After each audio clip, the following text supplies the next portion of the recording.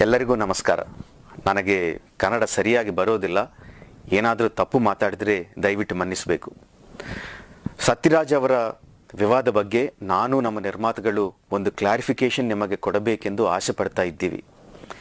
ಕೆಲವು ವರ್ಷಗಳ ಪೂರ್ವ ಅವರು ಮಾಡಿದ ಕಮೆಂಟ್ಸ್ ನಿಮ್ಮಲ್ಲಿ ಅನೇಕರಿಗೆ ಮನಸ್ಸಿನಲ್ಲಿ ನೋವು ತಂದಾಯಿತು. ಆದರೆ ಆ ಕಮೆಂಟ್ಸ್ಗೂ ನಮಗೂ ಯಾವ ರೀತಿಯಲ್ಲೂ ಸಂಬಂಧವೂ ಇಲ್ಲ.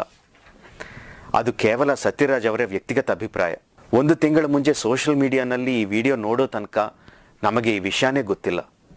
ಅವರಿಗೆ ಕಮೆಂಟ್ ಮಾಡಿ 9 ವರ್ಷ ಆಗಿದೆ. ಆಮೇಲೆ ಅವರು ನಟಿಸಿ ನಿರ್ಮಿಸಿರುವ ಎಷ್ಟೋ ಚಿತ್ರಗಳು ಕರ್ನಾಟಕದಲ್ಲಿ ರಿಲೀಸ್ ಆಗಿವೆ.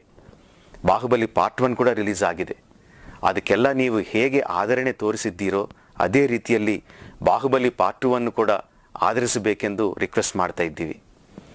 ಸತ್ಯರಾಜ್ ಅವರು ಈ ಸಿನಿಮಾಕ್ಕೆ ನಿರ್ದೇಶಕರು ಅಲ್ಲ, ನಿರ್ಮಾಪಕರು ಅಲ್ಲ. ಈ ಸಿನಿಮಾದಲ್ಲಿ ನಟಿಸಿರುವ ಅನೇಕ ಆರ್ಟಿಸ್ಟ್ಗಳಲ್ಲಿ ಅವರು ಒಬ್ಬರು. ಈ ಸಿನಿಮಾ ನಿಲ್ಲಿಸಿಬಿಟ್ರೆ ಅವರಿಗೆ ಬರೋ ನಷ್ಟ ಏನೂ ಇಲ್ಲ. ಅವರೊಬ್ಬರು ಮಾಡಿರುವ ಕಮೆಂಟ್ಸ್ ಮೂಲಕವಾಗಿ ಇಷ್ಟು ಜನ ಎಫೆಕ್ಟ್ ಆಗುವುದು, ಅವರ ಮೇಲೆ ಇರುವ ಸಿಟ್ಟನ್ನು ಬಾಹುಬಲಿ ಚಿತ್ರದ ಮೇಲೆ ತೋರಿಸೋದು ಸರಿಯಿಲ್ಲ ಅಂತ ತಿಳಿಸುತ್ತೀವಿ. ಈ ವಿಷಯದ ಬಗ್ಗೆ ನಾವು ಸತ್ಯರಾಜ್ ಅವರಿಗೆ ಫೋನ್ ಮಾಡಿ ಸಿಚುವೇಶನ್ ಎಕ್ಸ್ಪ್ಲೇನ್ ಮಾಡಿದ್ದೀವಿ.